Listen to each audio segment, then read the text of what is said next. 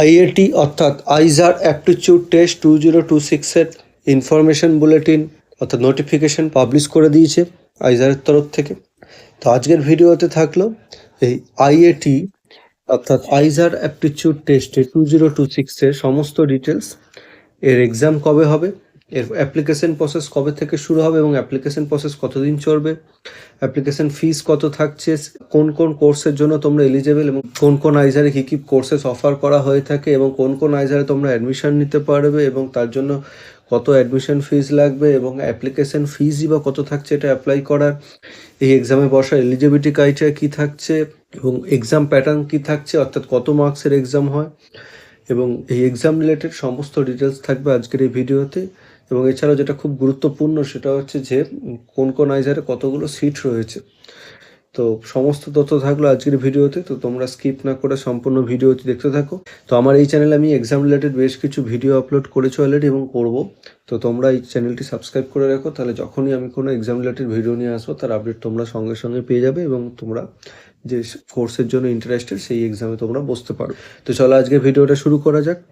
তো এই আইজার aptitude test 2026, এখানে কিন্তু টোটাল আইজারের তরফ থেকে 7টা যে ইনস্টিটিউট রয়েছে সেখানে তোমরা এলিজেবল এই এক্সামের থ্রু থেকে। সেটা হচ্ছে আইজার বেরমপুর, ভোপাল, কলকাতা থাকছে আমাদের, মোহালি, আইজার পুনে, তিরুভানন্তপুরম আর তিরুপতি।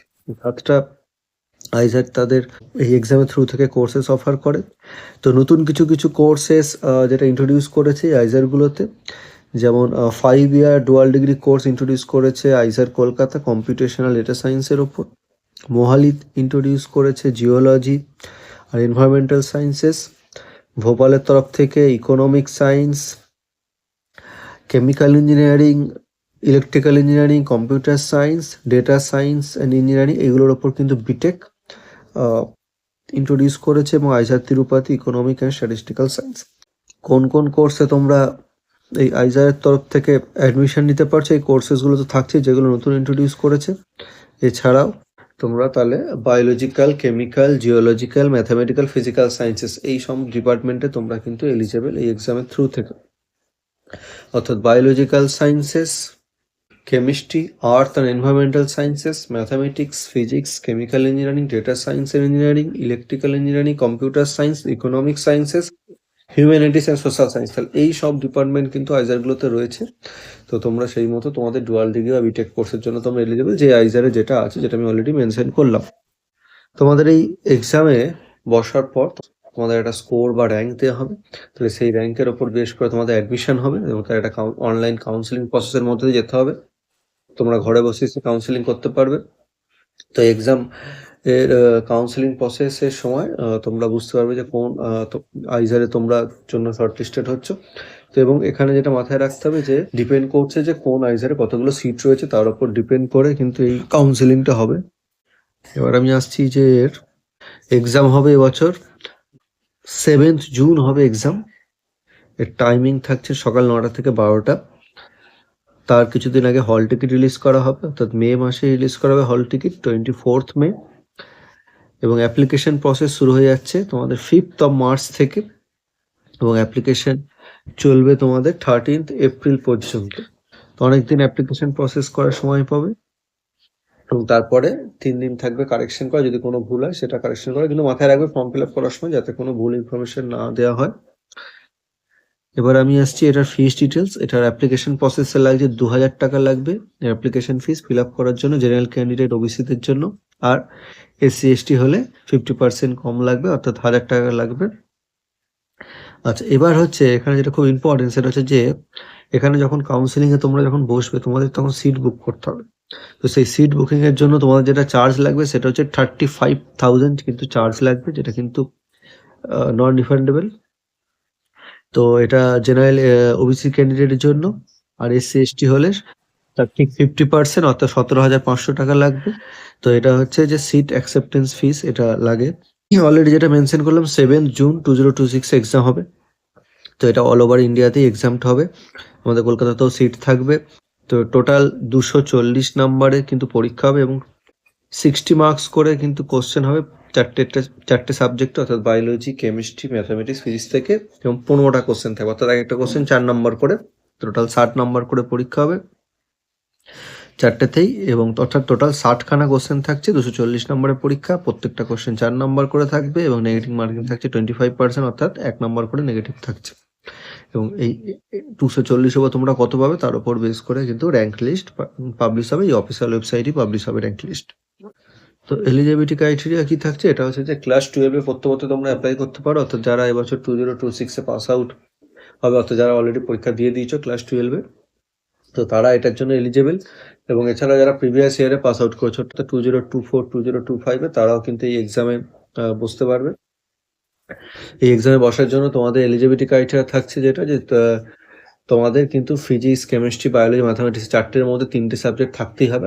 কিন্তু পরীক্ষায় কিন্তু 4টে সাবজেক্ট দিতে হবে। তোমার 3টে সাবজেক্ট থাকলেও, মানে যদি কারো ম্যাথামেটিক্স না থাকে বা বায়োলজি না থাকে, তারাও এটা বসতে পারবে, কিন্তু পরীক্ষা দিতে হবে 4টে সাবজেক্টে।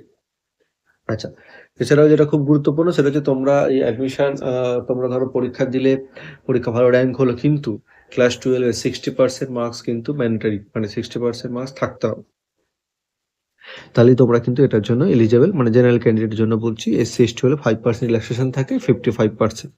এর সিলেবাস থাকছে পরীক্ষার এনসিইআরটি যে বইগুলো, যে সিলেবাস থাকে ক্লাস 12-এ, এখন মোটামুটি সব বোর্ডেরই সিলেবাস মোটামুটি একই। যদি আমি ফিজিক্সের ক্ষেত্রে বলি, ফিজিক্সের ক্ষেত্রে আমাদের ওয়েস্ট বেঙ্গল বোর্ডের যা সিলেবাস আছে, মানে WBCHSC, এবার ISC-তে কিছুটা সিলেবাস তোমাদের কিছুটা পোর্শন বাদ থাকে, মানে লাস্টের দিকে লজিক গেট, তোমাদের কমিউনিকেশন সিস্টেম, ঠিক আছে, এরকম কিছু কিছু জিনিস বাদ আছে। কিন্তু WBCSC তোমরা CBSE মোটামুটি সিলেবাস সব কিছুই থাকে, লাস্টে কমিউনিকেশন সিস্টেমটা নাও থাকতে পারে। তো এখানে আমি ডিটেল সিলেবাসটা দেখাচ্ছি। বায়োলজি, কেমিস্ট্রি, ম্যাথামেটিক্স,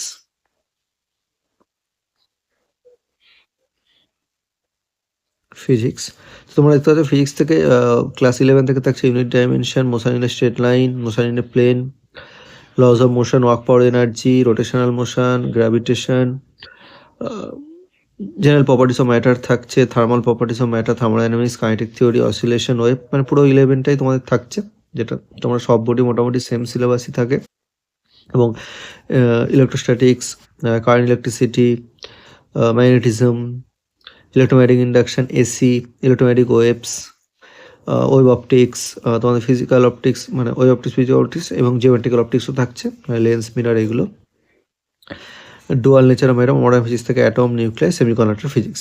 তো তোমাদের সেমিকন্ডাক্টর ফিজিক্স মধ্যে থাকছে, মানে শেষে তোমাদের ওই যে, মানে ওই ট্রানজিস্টার থেকে তোমাদের পুরোটা বাদ, লজিক গেট, কমিউনিকেশন সিস্টেম, যেটা তোমরা যদি WCSC বোর্ড ফল তোমরা আছো তাহলে তার ক্ষেত্রে, বা তোমরা CBSE ISC বোর্ডে থাকলে মোটামুটি তোমাদের ISC-তে যে মোটামুটি সিলেবাস, সেইটাই কিন্তু এখানে আমি দেখতে পাচ্ছি।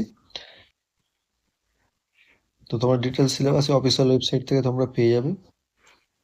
আচ্ছা, এখানে কিন্তু মক টেস্ট দেওয়ারও ব্যবস্থা আছে।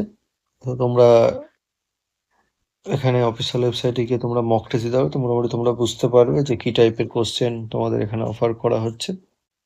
এবার আসছি আমি সিট ম্যাট্রিক্সে। তো কোন কোন আইজারে কতগুলো সিট রয়েছে। তো আইজার কলকাতায় দেখতে পাচ্ছ যে 280টা সিট রয়েছে, আইজার ভোপালে 300টা, আইজার বেরমপুরে 300টা, এটা কিন্তু সব কোর্সেস মিলিয়ে বলছি। আইজার কোর্স কলকাতায় কম্পিউটেশনাল ডেটা সায়েন্সের উপর স্পেশালি 30টা সিট রয়েছে, আইজার মলেতে 275, আইজার পুনেতে 288, আইজার তিরুবনন্তপুরমে 320, আর আইজার তিরুপতিতে 250। তো তার মধ্যে বিটেক কোর্সের জন্য কিন্তু যেখানে পার্টিকুলারলি যে কোর্সেসগুলো অফার হয়েছে নিউলি, সেগুলোর জন্য আইজার ভোপালে কেমিক্যাল ইঞ্জিনিয়ারিংয়ের উপর বিটেক করলে 40টা সিট রয়েছে, ইলেকট্রিক্যাল ইঞ্জিনিয়ারিং, কম্পিউটার সায়েন্সে আইজার ভোপালে রয়েছে 75টা সিট, আইজার ভোপালে ডেটা সায়েন্সের ওপর, ডেটা সায়েন্সের ইঞ্জিনিয়ারিং যেটা বিটেক করলে রয়েছে 80টা সিট, আইজার ভোপালে বিএস ইন ইকোনমিক সায়েন্সে রয়েছে 55টা সিট, আইজার তিরুপতিতে BS in economic and statistical সায়েন্সের উপর রয়েছে 50 সিট, অর্থাৎ 2343টা সিট রয়েছে। ঠিক আছে, কিন্তু অল ওভার ইন্ডিয়া থেকে কিন্তু স্টুডেন্টরা পার্টিসিপেট করবে। তাহলে তোমাদের কিন্তু ডুয়াল ডিগ্রি কোর্স, যেটা উপরে যে কোর্সগুলো বললাম সেটা হচ্ছে ডুয়াল ডিগ্রি কোর্সের জন্য, আর বিটেক কোর্সের জন্য হচ্ছে এটা। ঠিক আছে, তাহলে তোমরা যদি এই কোর্সেসগুলো তোমাদের যে কোর্সেসগুলো অফার করেছে সেগুলো যদি তোমরা তোমাদের ইন্টারেস্ট থাকে, তাহলে সেগুলো তোমরা নিতে পারো। তার জন্য তোমাদের কিন্তু পরীক্ষা দিতে হবে, তোমাদের ফর্ম ফিল আপ করতে হবে। Form fill up 5th March থেকে স্টার্ট হয়ে যাচ্ছে, তো তোমরা অ্যাপ্লিকেশন প্রসেস করে দাও। তোমাদের সকলকে বেস্ট অফ লাক রইলো, যাতে পরীক্ষাটা সবার খুব ভালো হয় সেরকম প্রিপারেশন নাও। তো ভিডিওটা যদি ইনফরমেটিভ মনে থাকে তাহলে একটা লাইক করে দিও, কোনো কোয়ারি থাকলে কমেন্ট করে জানাতে পারো, এবং পারলে চ্যানেলটি অবশ্যই সাবস্ক্রাইব করে দাও, তাহলে যখনই আমি কোনো পরবর্তী এক্সাম রিলেটেড ভিডিও নিয়ে আসবো তার আপডেট তোমরা সবার আগে পেয়ে যাবে। ধন্যবাদ ভিডিওটি দেখার জন্য।